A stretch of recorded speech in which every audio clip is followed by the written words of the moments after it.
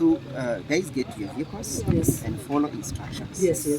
Let's okay. maintain calm Yes. in a normal process. Yes. At the end of the day, justice will be served. So just get in the cars. Where are your cars? You know- Make sure that you follow this car.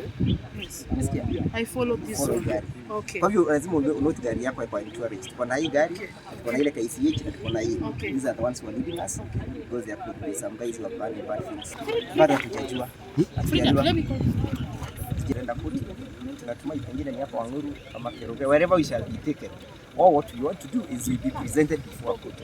That's all what we want. So who are At your least client today? I've been able to see one client, Babu Owino.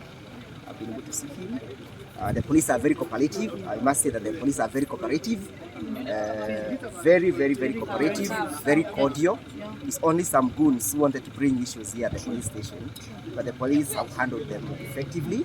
But I commend the police because they have exhibited very high